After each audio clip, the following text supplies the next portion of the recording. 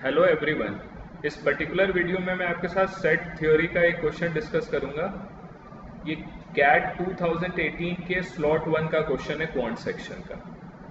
इसमें हमें क्या गिवन है, each of the 74 students in a class studies at least one of the 3 subjects H, E and P. एक class है 74 students के, उस स्टूडेंट्स का every students at least one of the subject study करता है, इधर एच, ई और एंड पी। ठीक है, तो आप इसको सेट्स के केस में अगर रिप्रेजेंट करेंगे तो आपको पता है यूनिवर्सल सेट को मैं किससे रिप्रेजेंट करता हूँ, एक रेक्टेंगल से रिप्रेजेंट करता हूँ। ये से मेरा एक यूनिवर्सल सेट हुआ, ये पूरे क्लास को रिप्रेजेंट कर रहा है। ठीक है, ये यूनिवर्सल सेट पूरे क्लास को रिप्रेजेंट कर रहा है। इसकी वैल्यू हमें क्या गिवन है, 74 स्टूडेंट्स है। अब इसके 3 सबसेट्स होंगे। एक वो सबसेट होगा जो स्टूडेंट्स हिंदी से एच हिंदी है, जो हिंदी स्टडी करते हैं। दूसरा वो सबसेट होगा ऐसे स्टूडेंट्स जो इंग्लिश स्टडी करते हैं। तीसरा ऐसा सबसेट होगा ऐसे स्टूडेंट्स जो से फिजिक्स स्टडी करते हैं। ठीक है, तो इसके अंदर 3 सबसेट्स होंगे। तो सबसेट्स को मुझे पता है, मैं सर्कल से रिप्रेजेंट करता हूं। तो ये रिप्रेजेंट कर रहा है से एच को, और ये सर्कल रिप्रेजेंट कर रहा है से ई को, और ये सर्कल रिप्रेजेंट कर रहा है से पी को। ये एच हो गया, ये ई हो गया और ये पी हो गया। इस सर्कल के अंदर, एच सर्कल के अंदर जो भी स्टूडेंट्स आएंगे वो एच स्टडी कर रहे हैं। ई सर्कल के अंदर जो भी स्टूडेंट्स आएंगे जो वो ई स्टडी कर रहे हैं, और पी सर्कल के अंदर जो भी स्टूडेंट्स आएंगे वो पी या से फिजिक्स स्टडी कर रहे हैं। ठीक है, और सभी में क्या कुछ कॉमन पोर्शन भी होगा, क्योंकि कई स्टूडेंट्स ऐसे होंगे जो एच एंड ई दोनों स्टडी कर रहे हैं, कुछ स्टूडेंट होंगे जो एच और पी दोनों स्टडी कर रहे हैं, कुछ स्टूडेंट्स होंगे एच, ई एंड पी तीनों स्टडी कर रहे हैं। इसलिए इनमें कॉमन मैंने एरिया भी इसमें डिनोट किया है। अब देखो, इसमें ये गिवन है कि at least one of the 3 subjects each student study करते हैं। मतलब इन सर्कल से बाहर का जो रीजन है उसकी वैल्यू तो आपको पता लग गई 0 है। मतलब इस रेक्टेंगल के अंदर और सर्कल से बाहर कोई भी स्टूडेंट नहीं होगा, बिकॉज कोई भी ऐसा स्टूडेंट नहीं है जो ये तीनों सब्जेक्ट स्टडी नहीं करता, बिकॉज यहाँ पर गिवन है at least one of the 3 subject study करते हैं। तो इसकी वैल्यू 74 हो गई यूनिवर्सल सेट की, और इसकी वैल्यू यहाँ पर 0 हो गई। अब उसके बाद क्या गिवन है, मैं 10 student study all the 3 subjects. तो ऑल द 3 सब्जेक्ट्स वाला रीजन कौन सा हो जाएगा, ये हो जाएगा। इसकी वैल्यू हमें 10 गिवन है, तो यहाँ पे मैंने 10 से डिनोट कर दिया। While 20 student study H and E but not P.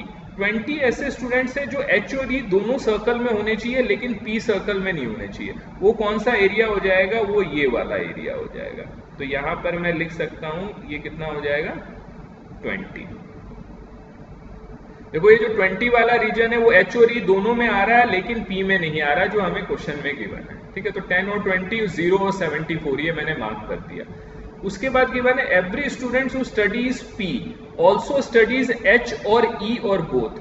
कोई जो भी स्टूडेंट्स पी का है वो एच या तो एच स्टडी कर रहा है या ई स्टडी कर रहा है, या पी एच और ई दोनों स्टडी कर रहा है। मतलब पी का कोई भी ऐसा स्टूडेंट नहीं है जो ओनली पी स्टडी कर रहा है, एच और ई स्टडी नहीं कर रहा है। तो इसलिए आप बोल सकते हैं इस रीजन की वैल्यू क्या हो जाएगी, 0। देखो अगेन इसमें क्या गिवन है, every student who studied P also studies H और ई और बोथ। मतलब कोई भी ऐसा स्टूडेंट नहीं होगा जो ओनली पी स्टडी कर रहा होगा, इसलिए इस रीजन की वैल्यू 0 हो गई।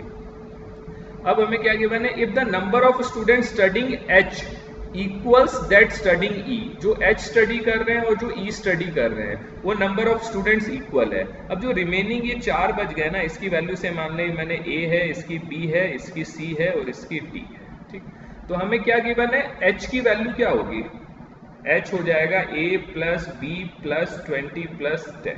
ठीक है, तो और सिमिलरली ई की वैल्यू क्या हो जाएगी, c plus D plus 20 plus 10 हो जाएगा। और आपको गिवन है एच और ई की वैल्यू क्या है, सेम है।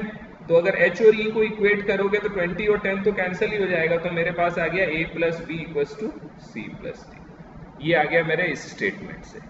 अब आपको फाइंड आउट क्या करना है, then the number of student studying H is, मतलब इसकी वैल्यू फाइंड आउट करनी है। एच की फाइंड आउट कर लो या ई की फाइंड आउट कर लो, दोनों बराबर ही है। तो हमें क्वेश्चन में गिवन है एच की वैल्यू फाइंड आउट करना, मतलब ए प्लस बी प्लस 20 प्लस 10 की वैल्यू फाइंड आउट करनी। अब देखो, अगर आपने ये ड्रॉ कर लिया तो आप क्वेश्चन अब 1 मिनट में कर सकते हो, बहुत ही ईजी है। आपको ये पता है जो कंप्लीट तीनों सर्कल के अंदर का रीजन है उसकी वैल्यू 74 के बराबर होगी, बिकॉज ये वैल्यू 0 है। यहाँ पर गिवन है at least one of the subject each student study करते हैं, तो आपके पास क्या आ गया relation, A plus B plus C plus D plus 10 plus 20 plus 0। इसकी वैल्यू किसके बराबर होगी, 74 के बराबर होगी। ये मिलाकर कंप्लीट सारे स्टूडेंट्स को रिप्रेजेंट करता है। ठीक, तो मेरे पास क्या आ गया, सी प्लस डी भी किसके बराबर है, ए प्लस बी के बराबर है। तो मैं क्या लिख सकता हूं, 2 times A plus B equals to क्या हो जाएगा मेरे पास, 74 में से 30 लेस हो गया, तो मेरे पास क्या हो गया 44। तो a प्लस बी की वैल्यू क्या आ गई मेरे पास, 22 आ गया। ठीक, ये a plus B equals to C plus D कहां से आ गया था, यहाँ पर ये जो क्वेश्चन में गिवन था h और e की वैल्यू इक्वल है, वो मैंने यहाँ पे पुट कर दिया था। तो 2 टाइम्स a प्लस बी की वैल्यू 44, a प्लस बी की 22।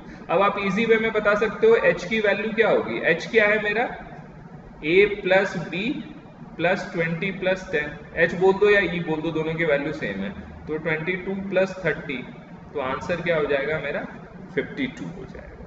तो हमारा इस पर्टिकुलर क्वेश्चन ये नॉन एमसीक्यू टाइप क्वेश्चन था, तो इसका आंसर हो जाएगा 52। ये देखो, ये एक सेट्स का एक क्वेश्चन है, ये बहुत ही सेट्स के क्वेश्चन आप बहुत इजी वे में कर सकते हो अगर आपने इस पर्टिकुलर डायग्राम को वेन डायग्राम बोलते हैं। अगर आपने सही तरीके से वेन डायग्राम ड्रॉ कर लिया तो आप इजी वे में इसके क्वेश्चन का आंसर कर सकते हो। देखो अगेन अगर आप देखोगे इस क्वेश्चन में गिवन था कि each of 74 students in a class studies at least one of the 3 subjects H, E and P. तो पूरे क्लास क्या हो जाएगी इसमें, कि यूनिवर्सल सेट हो जाएगी, उसको मैं रेक्टेंगल से डिनोट करता है, इसकी वैल्यू 74 गिवन है। और इसमें जो एच पढ़ने वाले स्टूडेंट्स है, ई पढ़ने वाले स्टूडेंट्स है और पी पढ़ने वाले स्टूडेंट्स है, ये इस यूनिवर्सल सेट्स के सबसेट्स होंगे। इनको मैंने सर्कल से डिनोट कर दिया और सभी के बीच में मैंने कॉमन एरिया भी कर दिया है। और इसमें गिवन है कि at least one of the subject study कर रहे थे, मतलब सर्कल से बाहर और रेक्टेंगल के अंदर का वैल्यू क्या हो जाएगी, 0 हो जाएगी। उसके बाद गिवन था 10 students study all the 3 subjects, तो यहाँ पर वैल्यू क्या लिख दी, जो तीनों में कॉमन है वहां पे वैल्यू 10 हो जाएगी। While 20 students study H and E but not P, तो ये जो 20 वाला रीजन है वो एच और ई दोनों में आ रहा है लेकिन पी में नहीं आ रहा, तो इसकी वैल्यू 20 हो गई। Every student who studies P also studies H और ई और बोथ, तो इसमें ये गिवन है ऐसा कोई भी स्टूडेंट नहीं है जो ओनली पी स्टडी कर रहा है, इसलिए इस रीजन की वैल्यू 0 हो गई। और रिमेनिंग रीजन को मैंने ए, बी, सी और डी से डिनोट कर दिया। और ये भी गिवन है नंबर ऑफ स्टूडेंट्स जो स्टडिंग एच और ई इक्वल है, तो इससे मेरे पास आ गया a plus B equal to C plus D आ गया। और मुझे ये पता है टोटल नंबर ऑफ स्टूडेंट्स को हम किससे डिनोट कर सकते हैं, a plus B plus C plus D plus 10 plus 20 plus 0 equal to 74। और a प्लस बी की वैल्यू c प्लस डी के बराबर है, तो इससे मेरे पास आ गई a प्लस बी की वैल्यू 22 आ गई। और मुझे फाइनली h की वैल्यू बतानी है, वो क्या है, a प्लस बी प्लस 30 है, तो 22 प्लस 30 52 आ गया। तो आप इस तरीके से वेन डायग्राम ड्रॉ करके सेट्स थ्योरी के आप क्वेश्चन कर सकते हैं। Thank you so much for watching.